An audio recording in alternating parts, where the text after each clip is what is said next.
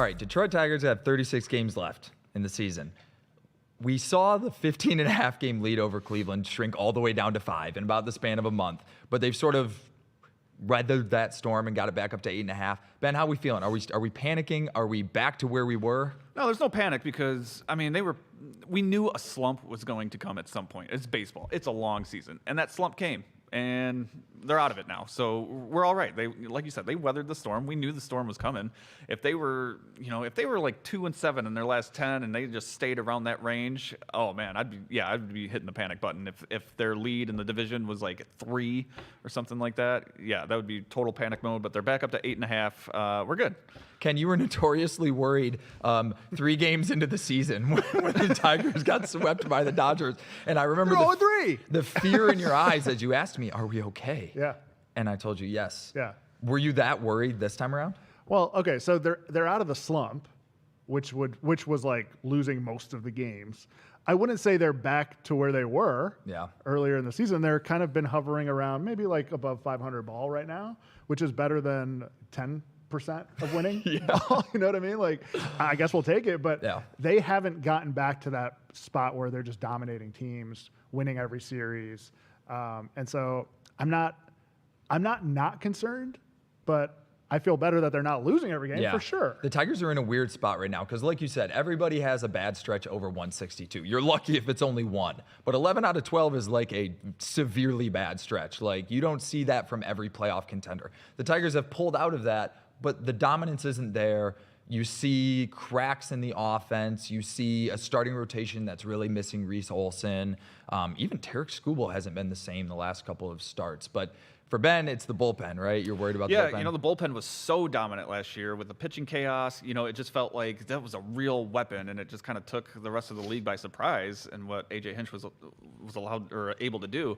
And I don't know if we've got that firepower right now. But at the same time, this team reminds me so much of that 2006 team that, was blowing everybody out, and then they backed into the playoffs that year. I believe they ended up being a wild card team, and then they went to the World Series. Because when you get there, it's baseball. It's a long season. They still have all the pieces to be effective and play small ball in the playoffs. So I think they'll be just fine, and I think we'll go to the World Series. Yeah, I mean, what do you think? I mean, are the Tigers just in an August lull?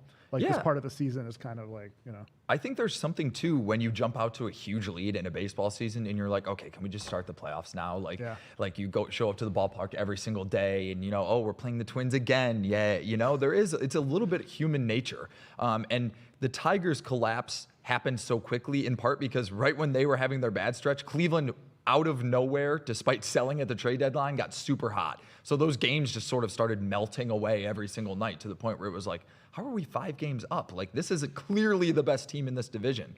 But now, coming into town right now is the Houston Astros, and this is a team that could be in contention for a bye with the Tigers because they're currently the leaders in the AL West. So the Tigers need to win 2 out of 3 to even up that season series. My question to you guys is, do you put any credibility into the fans who don't want the Tigers to have a bye?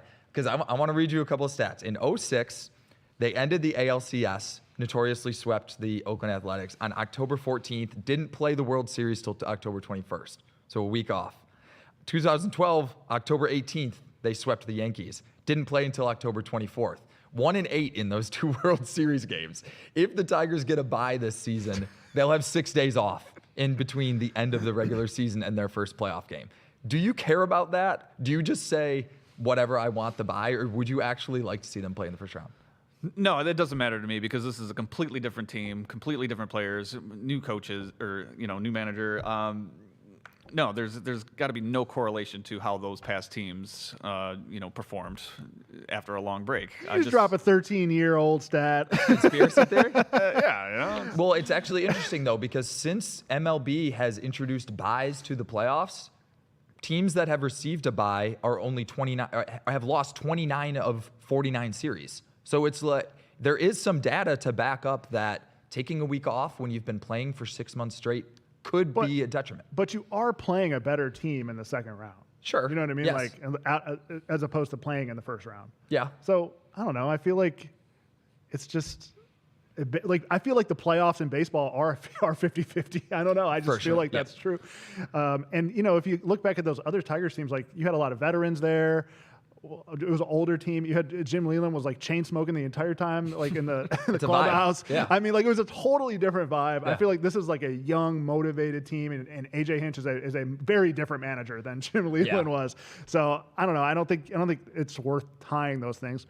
I will say, in sports in general, we tend to do see sometimes when a team has a long break in like in the NBA, if you sweep a team and then your opponent goes 7 and you're playing like a week and a half later and they're coming off of a lot of momentum off of like a big game 7 win or something like that, it can matter. Yeah, that matters sometimes. So it just depends on the scenarios. Yeah, for sure. And your point about it being such a 50-50 proposition in the playoffs, it's like if you win your division by 16 games, that's a blowout, right? But that's over 162. A playoff series is only 7 games at most. So you're talking about 4-3 is basically that same 162 game pace, which is why you just got to get in, and then you never really know. I think the Tigers are easily going for the bye. They'd love to have a team coming in and they're pitching Tarek Skubal game 1, Casey Mize game 2, and then if you do get to a game 5, you've got Tarek Skubal ready to go again. So you just take your chances with the rust and throw your best out there. I agree. Yeah. Tigers playoffs, Lions coming up. I thought you were going to say I'm back. The recent curse. What a time to be alive. Because the Lions had to bye and they lost. I thought you were going to say, like, is this a Detroit sports thing? Do we now want bye weeks? No, we're not. No. All right, for Ben and Ken, so good to have you back, buddy. I'm Derek. Thanks for watching DSP.